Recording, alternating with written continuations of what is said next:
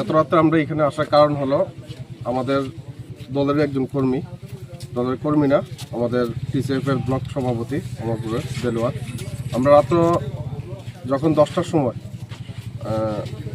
জানতে পারি যে দেলোয়ারের উপরে কিছু প্রাণঘাতী হামলা হলো, আমরা তড়িঘড়ি, তখন আমরা একসাথে ছিলাম, আমরা ডেভিড সঙ্গে সঙ্গে দেলোয়ারকে আমরা রেস্কিউ করার জন্য এখানে যারা লোকাল ছিল তাদেরকে বলি, এবং দেলোয়ার উপরে এই অ্যাটাকটা কিন্তু অ্যাকচুয়ালি দেলোয়ার ব্যক্তিগত অ্যাটাক না, সেটা আমরা ধরে নিলাম আমাদের পার্টির উপর অ্যাটাক।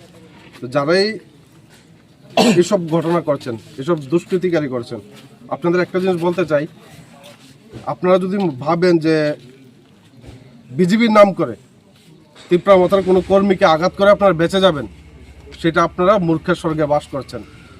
এখন রাত্র 12:30 বাজে, আমরা কিন্তু কোনোদিন আমরা কর্মীকে ছাড়ি না।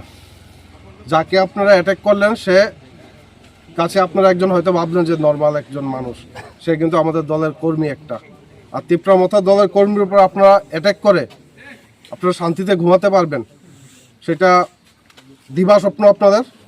একটা জিনিস বলে রাখছি, আমরা এখন পুলিশ প্রশাসনের কাছে আছি, থানায় আছি। থানায় যদি আমরা সুষ্ঠু বিচারের জন্য বা আসামি অ্যারেস্টের জন্য কোনো ধরনের পদক্ষেপ না নেয়, পরবর্তী পদক্ষেপ তীব্রামথা আমরা যারা ওয়ারিয়ার্স আছি আমরা নিজেরাই নেব। আমরা আইনের উপর বিশ্বাস করি, যেহেতু আইন কানুন আছে। এ রাজ্যে মাননীয় মুখ্যমন্ত্রী বারবার বলে যে আইনের শাসন চলছে। তো কেমন আইনের শাসন যদি হয়, এসডিপিওর সামনে, থানার সেকেন্ড অফিসারের সামনে, অনেকগুলি পুলিশ কর্মী সামনে একজন ধরনের নিরীহ মানুষকে একজন মারতে পারে পুলিশের সামনে, সেটা কিন্তু আইনের শাসনের লক্ষণ না। তো এতটুকুই বলবো, যারা এই পার্টির নাম করে দুষ্কৃতিকারীরা এই ঘটনাটা ঘটালেন, পার্টি কিন্তু চিরজীবন থাকে না, পার্টি চিরস্থায়ী না, মানুষ চিরস্থায়ী। আমরা একই সমাজে বাস করতে হবে। আজকে পার্টি আছে, কালকে নাও থাকতে পারে। যারা পার্টির নাম করে আজকে করলেন, কালকে যদি পার্টিটা না থাকে কই যাবেন আপনি? সমাজে থাকতে হবে তো, সেই জিনিসটা মাথায় রাখবেন। কেউর এতগুলি রক্ত যে ঝরলো, সেটা কিন্তু আমরা আসলে ভাবতেও অবাক লাগে যে এই রাজ্যে আইনের শাসন চলছে।